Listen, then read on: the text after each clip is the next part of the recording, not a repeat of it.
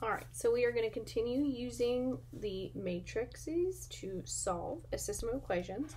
And this is specifically, a Crammer's rule that we can use to solve instead of having to go through and use graphing, substitution, or elimination. So using Crammer's rule, and I did make a video on, let's see, what did I just call it? Solving a system using Crammer's rule, I believe is what I called it. Yes.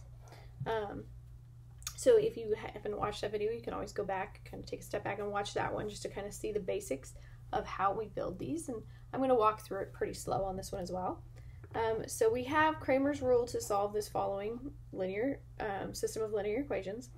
We have 7x minus 2y equals -8, negative 9x plus 9y equals 4. So this could very well be solved using graphing, substitution, elimination. Substitution would be a little bit harder on this one, but you probably could use it if you really wanted to. So instead, what we're going to do is we're going to write a matrix to figure this out. So consider a system of linear equations with 2 equations and 2 variables. So we have 2 equations, we have 2 variables, we have x and y. So we're going to write a coefficient matrix and we're going to write a constants matrix. So remember, coefficient matrix, that's all we're doing is we're just taking the numbers, the coefficients, in order, make sure it goes x, y, x, y, so they have to be in the right order, they can't be out of order. Basically alphabetical order is the best way to do that.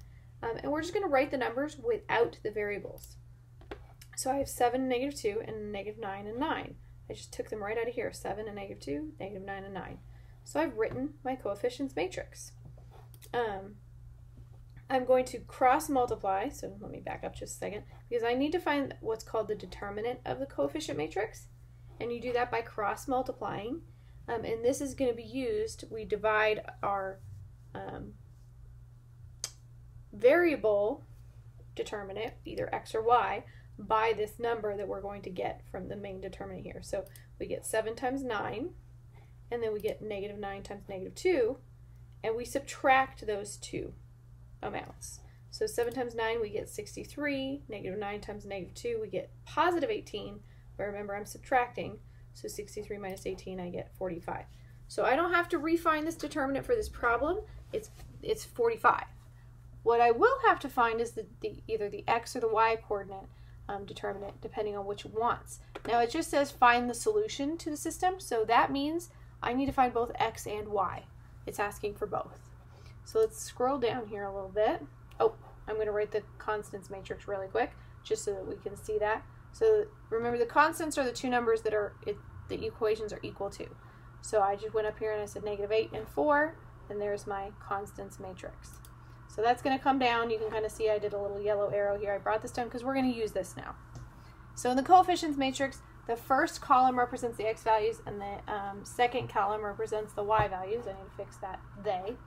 So we can find the x determinant and the y determinant by replacing the specific column with the constants matrix and using cross multiplication. So what that means is instead of writing the original, so I'm going to back up so you can remember. So remember it was 7, -2, -9, and 9. So now if you notice, I still have the -2 and the 9, but instead of the original two numbers here, which were 7 and -9, I replaced those with -8 and 4 because I'm solving for x. This is the x column. So when I want to solve for x, I replace that column with the constants matrix. And now I'm just going to cross multiply like I did on the last one. So -8 times 9, and then -2 times 4. So we get -72, we get -8. It's already being subtracted, so it's minus -8. That's going to be a plus. So it's -72 plus 8. So I'm going to get -64. I'm going to do the same thing for the y.